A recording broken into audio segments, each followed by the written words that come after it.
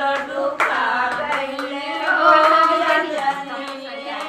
ललनवा भरल परात लड्डू खा गईले हो अंजनी के ललनवा सिया जी के सिंदूरा चोरा ले हो अंजनी के ललनवा सिया जी के सिंदूरा चोरा ले हो अंजनी के ललनवा ने पूछा नाम तेरा क्या है सिया जी ने पूछा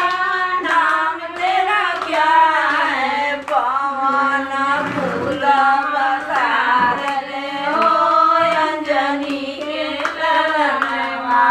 पवन पूत बसार ले हो अंजनी के ललनवा सिया जी के सिलरा चोरा